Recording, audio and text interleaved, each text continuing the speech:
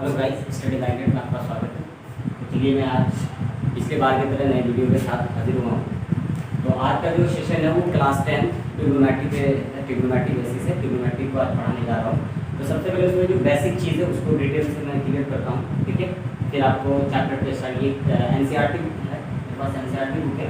तो NCERT chapter 8 है इसमें ट्रिग्नोमेट्री।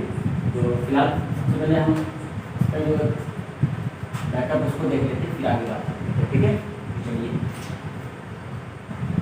सबसे पहले हम लोग त्रिभुज के बारे में जानते हैं, ठीक है। त्रिभुज के बारे में, उसमें भी समकोण त्रिभुज के बारे में, ठीक है। राइट एंगल समकोण त्रिभुज,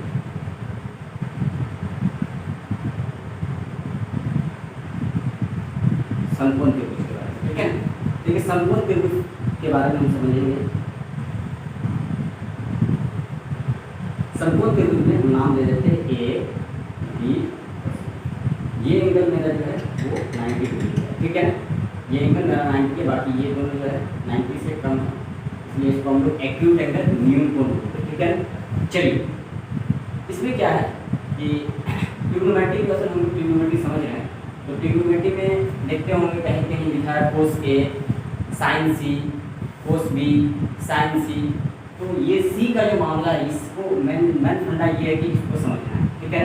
इसको समझने से पहले हम लोग थोड़ी बात इसमें जानकारी ये ले लेते हैं। नीचे वाला जो लाइन होता है, जिसको ये जो लाइन है, ये जो दिख रहा लाइन, इसको हम लोग बोलते हैं आधार। क्या बोलते हैं इसको? आधार। और इसको बोलते हैं लंब। क्या बोलते हैं इसको?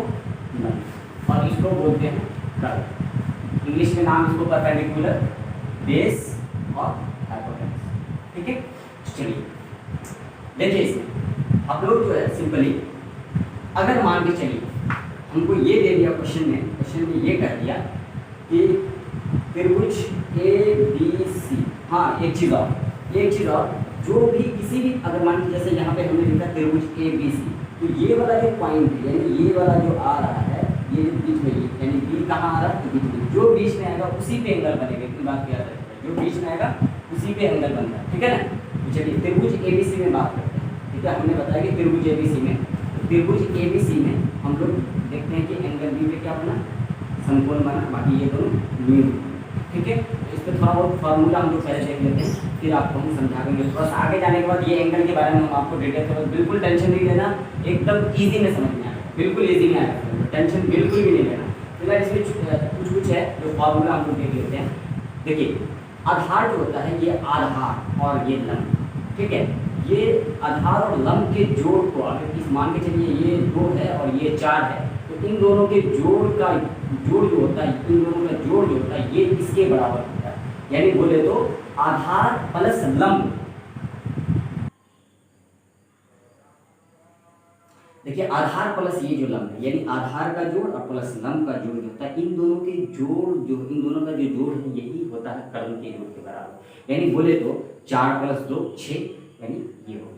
ये तो हुआ सिंपल में, ठीक है ना। जब हम लोग ट्रिग्नोमेट्री के बेसिस पे आएंगे तो ट्रिग्नोमेट्री का बेसिस क्या होता है कि आधार का स्क्वायर प्लस लंब का स्क्वायर, दोनों का अगर स्क्वायर निकाल देंगे। और देखिए इस चीज को, ट्रिग्नोमेट्री को समझने से पहले आपका स्क्वायर में स्क्वायर रूट क्लियर होना चाहिए। जब तक आपको स्क्वायर रूट मिनिमम कम से कम 50 तक, या 50 नहीं कम से कम 30 तक आपको अगर अच्छे से रिमेंबर नहीं होगा तो मुश्किल है समझना। पहले बता दें आपको, इससे पहले कि आप लोग जो है स्क्वायर में स्क्वायर रूट को अच्छे से समझिए। उसका भी एक क्लास हम देंगे, जो उसमें बहुत सारा ट्रिक है, जो ट्रिक के थ्रू आपको याद हो जाएगा, रटने का कोई भी जरूरत नहीं है, हम देंगे ट्रिक, ठीक है।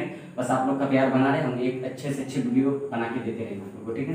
तो आधार का स्क्वायर प्लस लंब का स्क्वायर जो होता है वो होता है कर्ण के स्क्वायर के बराबर, यानी इसका जोड़ प्लस इसका जोड़ बराबर होता है कर्ण के स्क्वायर। तो इसको देखिए कैसे हम लोग लिखेंगे। पहला फॉर्मूला इसका आता है क्या? कर्ण का जो स्क्वायर होता है, देखिए दिख रहा होगा आप लोग को, यहाँ से हम लोग फॉर्मूला लिखे, अंडरलाइन कर दिए, ठीक है ना। कर्ण का जो हम लोग स्क्वायर होता है, कर्ण का स्क्वायर, वो होता है आपको लंब के स्क्वायर के बराबर और प्लस में आधार के स्क्वायर के बराबर होता है, ठीक है। हम पहले ही बताया कि इनका योग और प्लस इनका योग, लेकिन ट्रिग्नोमेट्री में क्या? वर्ग, दोनों का वर्ग, यानी आधार का वर्ग प्लस लंब का वर्ग जो होता है कर्ण के वर्ग के बराबर। चलिए एक चीज और, ये तो हुआ एक फार्मूला हुआ। इसमें हम लोग एक और फार्मूला निकाल सकते हैं, क्या? कि देखिए ये तो कर्ण का स्क्वायर है, ठीक है ना। अगर स्क्वायर को सिंपल अगर हमको मांगेगा, सिर्फ कर्ण मांगेगा, कर्ण बराबर बताइए क्या होगा, तो अंडर रूट को क्या करेंगे? सिर्फ कर्म चाहिए ना हमको, तो कर्म चाहिए तो अंडर रूट सॉरी स्क्वायर को हटना चाहिए, स्क्वायर को हटावेंगे तो जब ही स्क्वायर हट के बराबर के दूसरे तरफ जाएगा, यानी अगर मान के LHS से RHS की तरफ जाएगा, अभी LHS में है, ठीक है, RHS में है तो LHS में जाएगा, LHS में है तो RHS में जाएगा, ठीक है। तो स्क्वायर को हटावेंगे, जैसे ही स्क्वायर हटेगा वैसे ही यहाँ पर हो जाएगा अंडर रूट, तब हो जाएगा लंब का स्क्वायर और जो आधार का स्क्वायर। ये हुआ आपका पहला फॉर्मूला, ठीक है, ये आपका पहला फॉर्मूला, ट्रिग्नोमेट्री का पहला फॉर्मूला, ठीक है।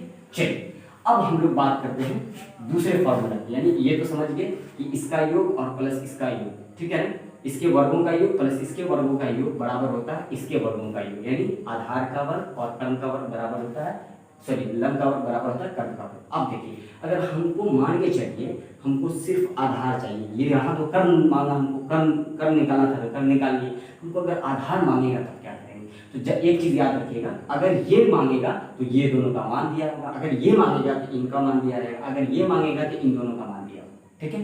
तो कोई एक अगर मांगेगा तो उसमें कोई दो का मान दिया रहेगा, तीसरे का मान जो है मांगेगा, ठीक है, इस चीज को याद रखिएगा। तो ये फार्मूला, दूसरा फार्मूला जो आपका बनता है, दूसरा फार्मूला देखिए, दूसरा फार्मूला अगर मान चलिए हमने बताया कि आधार मांगेगा आपसे, आधार क्या, तो हम लोग देखिए दूसरा फार्मूला निकालते हैं, क्या निकालेंगे, आधार का स्क्वायर बराबर होता है किसके, कर्म के स्क्वायर के बराबर और प्लस सॉरी माइनस लंब के स्क्वायर के। अब देखिए माइनस क्यों किए सर, ये पूछने वाली बात है सर, यहाँ माइनस ही यहाँ तो प्लस किए थे, माइनस इसलिए किए कि देखिए इन दोनों का योग जो है, इन दोनों का जोड़ जो इसके बराबर है, इन दोनों का जोड़ इसके, बढ़िया समझिए, इन दोनों का जोड़ जो है इसके बराबर है। तो अगर हमको ये निकालना है तो दोनों का जोड़ जब ये है तो ये निकालना, तो ये तो कुल में से अगर इसको घटा देंगे तो ये निकल जाएगा, अगर ये निकालना तो कुल है, ये समझो कि कुल है, कुल में से अगर मान के इसको घटा दिए तो ये निकल जाएगा, वही काम है। तो अगर आधार निकालना है तो आधार का स्क्वायर बराबर कर्म का स्क्वायर माइनस लंब का स्क्वायर, तो इसको सिर्फ और सिर्फ हम आधार लिख देंगे, आधार बराबर क्या लिखेंगे, अंडर रूट कर्म का स्क्वायर और माइनस लंब का स्क्वायर, ठीक है, ये आपका दूसरा फॉर्मूला है, ठीक है, समझ में आया ना।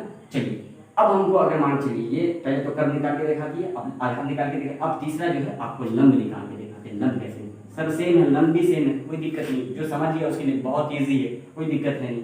अगर लंब को निकालना होगा तो लंब क्या करेंगे, लंब अगर निकालना होगा तो हम लोग लिखेंगे क्या, लंब देखिए छोटी छोटी वीडियो आपको देंगे, छोटा, अब एक बार ऐसा नहीं बड़ा सा बड़ा एकदम 2-2 घंटे का वीडियो आपको डाल दे तो आप भी कहिए कि भाई 2 घंटे का वीडियो है ना, छोटी छोटी वीडियो डालेंगे तो आप भी अच्छे से देखिएगा तो समझ में आना चाहिए, ठीक है। अभी आज आपको फॉर्मूला दे रहे हैं, कल आपको चैप्टर स्टार्ट कर देंगे, नेक्स्ट डे मतलब डे बाई डे आपको अच्छे से अच्छे मतलब छोटा मतलब कम क्वांटिटी में आपको देते रहेंगे वीडियो, ठीक है ना, इसके लिए आप टेंशन नहीं लीजिए, लेकिन आप लोग बढ़िया से समझिएगा इसको।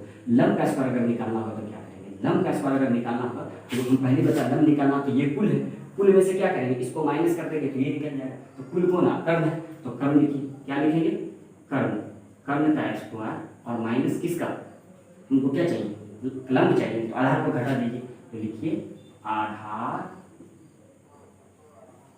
का स्क्वायर। तो चलिए आप स्क्वायर को अगर हटा देंगे, हमको तो सिर्फ लंब ही नहीं चाहिए, लंब स्क्वायर नहीं चाहिए, हमको लंब चाहिए, तो जैसे ही स्क्वायर को हटाते हैं तो बराबर के दूसरी तरफ अंडर रूट में बदल जाता है, और इसमें हम लोग लिखेंगे कर्म का स्क्वायर माइनस आधार का स्क्वायर, ये आपका बन गया तीसरा फॉर्मूला, ठीक है। देखिए 3 फॉर्मूला, यहाँ से आपको स्टार्ट है, बिल्कुल स्टार्टिंग पॉइंट है यहाँ से, ठीक है ना, ट्रिग्नोमेट्री का बिल्कुल स्टार्टिंग पॉइंट है ये, ठीक है, फॉर्मूला 1, फॉर्मूला 2 और फॉर्मूला 3, 3 फॉर्मूला, ये एक हुआ फॉर्मूला, ये 2 और ये 3 फॉर्मूला को आप बढ़िया से नोट डाउन कर लीजिए और इसको रट लीजिए। ये अगर नहीं आया समझ में तो एक बार वीडियो में नहीं है समझ में दोबारा देखिए समझ में आ जाएगा आपको, ठीक है ना।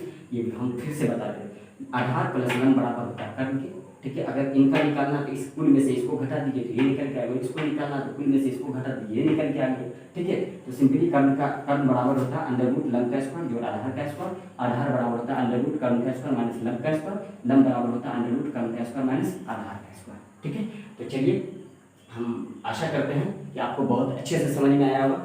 कल जो है, कल का जो वीडियो आपको आएगा ठीक है ना। नेक्स्ट जो वीडियो आपको दिया जाएगा वो नेक्स्ट वीडियो आपको चैप्टर, हम थोड़ा सा चैप्टर को स्टार्ट किया, चैप्टर को नहीं तो कल भी हम थोड़ा सा लगता है कि हमको समझाना पड़ेगा और इसमें थोड़ा सा इसमें और कुछ बताना है, तब चैप्टर हम स्टार्ट करेंगे, ठीक है ना। एंगल के बारे में थोड़ा सा बता देंगे तो समझ में आ जाएगा आपको अच्छे से, ठीक है। तो बहरहाल इतनी चीज़ को पहले आप नोट डाउन कर लीजिए, नोट डाउन करने के बाद फिर नेक्स्ट डे जो अच्छे से करिए। मेरा जो चैनल है वो स्टडी मैग्नेट है, बढ़िया से देखिए इस बार में, study STUDY study magnet MAGNET, ठीक है, समझ में, स्टडी मैग्नेट, सॉरी मैग्नेट, ठीक है। ये स्टडी मैग्नेट से आप लोग इस पे जाएं और बढ़िया से लाभ उठाएं, ठीक है, अच्छे से लाभ, और हमको भी सपोर्ट करें, लाइक शेयर एंड सब्सक्राइब, ठीक है, ताकि हम भी अच्छे से अच्छी क्वालिटी का वीडियो आपको देते रहें और आप भी खुश, हम भी खुश, है ना। चलिए थैंक यू, बाय बाय, मिलते हैं।